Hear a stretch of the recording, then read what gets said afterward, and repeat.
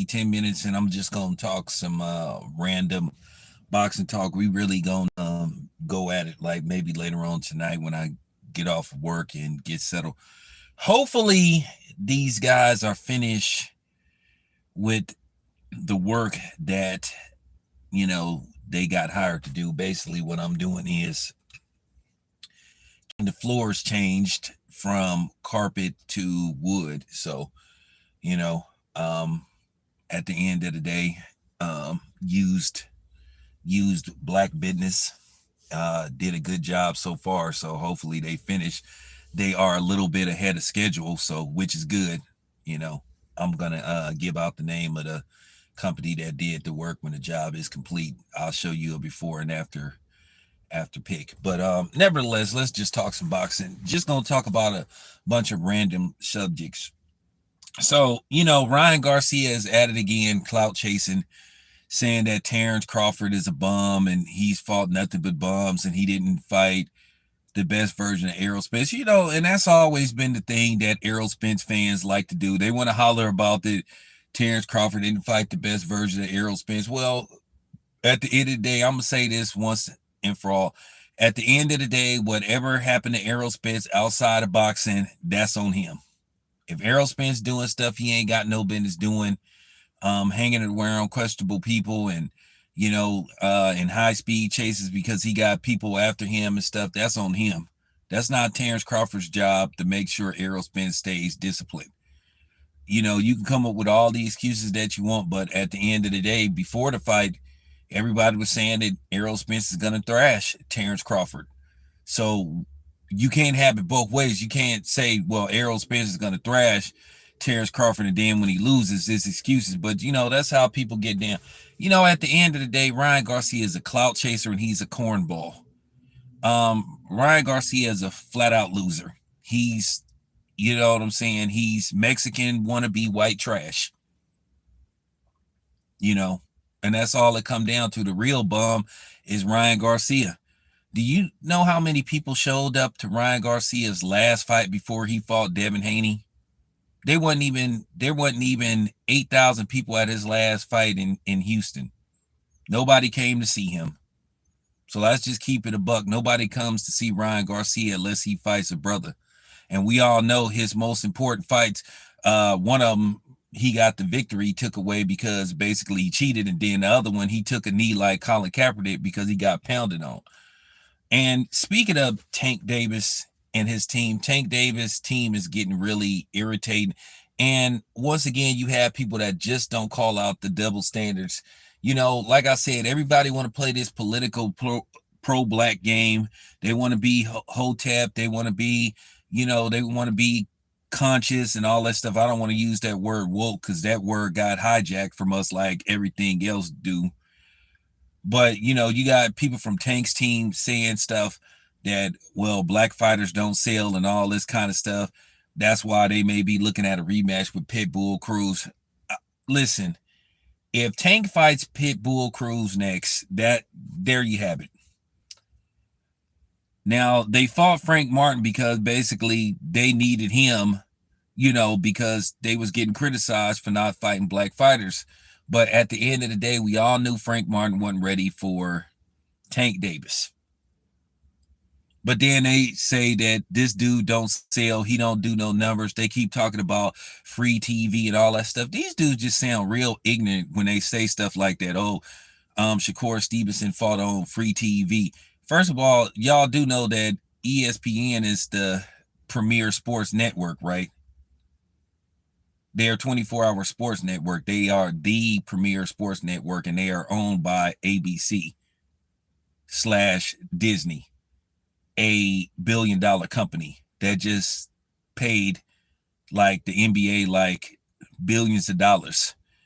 You guys act like Shakur Stevenson was fighting on Tubi or something, or for real, fighting on Tubi or something like that. Or fighting on freebie TV or something. But it just goes to show you the ignorance in people and how they talk. And Cameron now pushing pushing this notion like ESPN is Tubi or something. But that's what happens when you have people that's not really inclined and understand how sports work. They follow it, but then they don't follow it. So now all of a sudden, oh, they're fighting. No, and that's here we go again. You got people trying to be negotiators for other people, you know, trying to negotiate on somebody's behalf. We saw this with Terrence Crawford and Errol Spence, where you had a bunch of these goofballs trying to negotiate on Errol Spence's behalf on how much Terrence Crawford should get to fight. Like it just goes on and on and on. Well, I see you trolling, but you finna get blocked. So there you have it. We're not doing that. So yeah, they always be playing Fanager, you know. So once again, and people sit up here and try to basically make something out of nothing, talk about trivial stuff. They love to talk about what Terrence Crawford is selling, how many tickets got sold, and all this stuff. Now, from what I've been told, they're saying there's like around 4,000 tickets left that remain unsold. But then you're going to have the walk up, and then you're going to have the walk ups. Then at the end of the day, we don't know how many tickets really been sold because they could have reseller tickets that's available. So, you know, at the end of the day, I don't be worried about stuff like that because nobody was worried about how many tickets David Benavidez sold versus Demetrius Andrade. Nobody was worried about how many tickets David Benavidez sold versus Caleb Plant. But for some reason, everybody want to keep track of what the brother is selling. And the people that you know what I'm saying, try to lowball black people the most sometimes be black people. All of a sudden, you guys sitting up here talking about what Bob Arum said about Terrence Crawford, but then you have black people saying it. So why ain't you Hotep niggas coming after Calvin Ford now for saying that black fighters don't see it, which is a damn lie. The most successful fights in history are between black fighters that we still talk about to this day. It's been 50 years since Muhammad Ali, Joe Frazier won, and people are still talking about that. It's almost been 40 years since Sugar Ray Leonard, Marvin Hagler. It's been 40 years since Sugar Ray Leonard, Thomas Hearns won. So how can you sit up there and say that? But that's just something that they've been putting out there to devalue black fighters. And like I said, the people that was trying to devalue Terrence Crawford the most were black fighters because they was Errol Spence fun boys.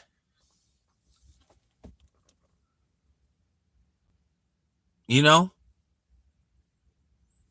Yeah, and a lot of these dudes don't even follow, they don't even follow boxing. And it got to the point to where I was just like, this is just disgusting. But ain't nobody calling Calvin Ford them out for saying that kind of stuff. But these are the so-called pro-black people that want to holler about, oh, why Terrence Crawford dealing with Top Rank. Well, Terrence Crawford isn't with Top Rank anymore. Okay? He isn't with them anymore. Here's the thing. Bob Arum is 90-something years old. Bob Arum is from the Charlie Parker, Disney, Gillespie, Fats Domino, Jazz days. He's not from this era. That was his time, the 50s, the 60s and stuff. You know, even like the early parts of the 70s, going into the Motown stuff. I don't know what type of music Bob Arum listens to, but I think it's highly unlikely that Bob Arum got Snoop Dogg playing in his car. Or Migos or somebody like that, or Megan Thee Stallion, even though Kamala Harris don't really listen to Megan Thee Stallion. She just had somebody find her and stuff because she's doing what she does best, pandering, you know, the fake black woman. So Bob Arum is a 90-something year old white man. So what's Al Heyman's excuse? But a lot of this started with Floyd Mayweather. Floyd Mayweather started this stuff about, you know, basically starving out and freezing out black fighters. Him and Al Heyman. They were the ones that basically really started this devaluing black fighters. And you've seen it since the PBC got formed. And then the funny thing is, every time they sent these PBC fighters outside of the PBC see Moniker to fight, they were getting whooped on. So like I said before, black people has played a big role in this too, devaluing black fighter. And this is what I warned people about, but they don't listen. And this is why I say you got to be careful.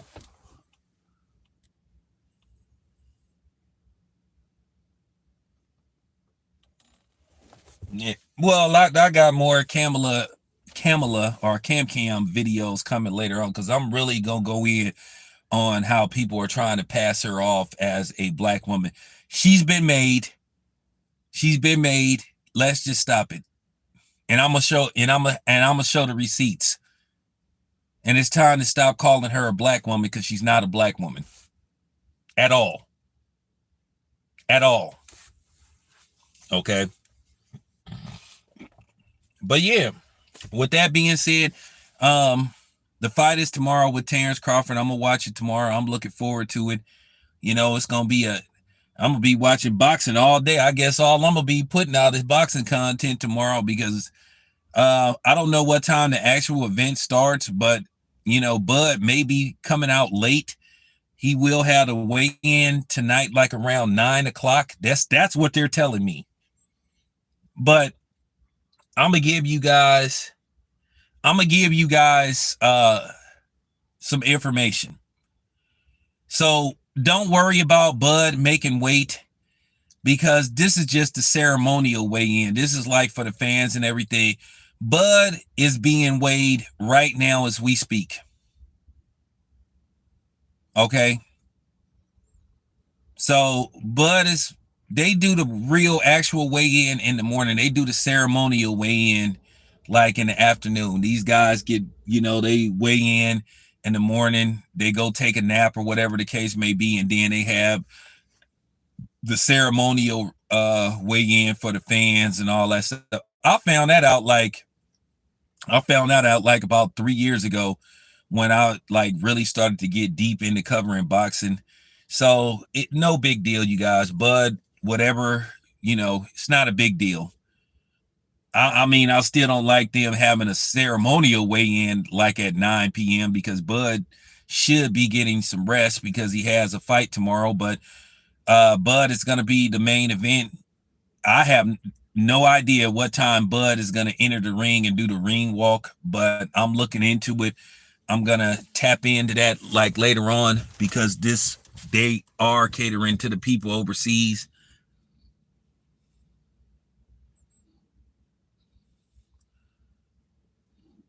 Well, here's the thing. What was Pitbull's and that's why Tank Nam is full of shit. How many tickets Pitbull was selling, as a headliner? Oh, he hasn't been a headliner. And keep in mind, Pitbull was elevated to headliner because Rolly got hurt the first time. So let's not play these games and stuff. But and then I'm gonna tell you something else. Calvin Ford is a liar. When he sat up there, I forgot what media outlet he did that interview with, where he said Lomachenko got paid more than everybody he fought. That was a damn lie. And Calvin Ford, if you listen to this video, you are a liar. How do you know what Lomachenko is making? Do you get to look at Top Rank's books? I highly doubt if you had a copy of Top Rank's books. That was just Cap. That was just Cap trying to put Lomachenko over Shakur Stevenson. And to say that Shakur Stevenson isn't a big fight, that's just pure Cap. First of all, Lomachenko has no fan base. Y'all know y'allself. Anybody that know me, Lomachenko had to go other places to fight. Lomachenko couldn't sell out the actual Madison Square Garden. He was fighting in the theater. Nobody came to see him when he fought at the Staples Center. He didn't even sell, like, I don't even think he sold 5,000 tickets. And the only reason why he got to fight at the MGM Grand is because of Devin Haney. Lomachenko is like fights in smaller venues because he doesn't have a fan base, but he's supposed to be so good. He was marketed as the #1 pound-for-pound fighter. but he can't even sell out, or he can't even get 10,000 people at an arena to come see him, but Bud can.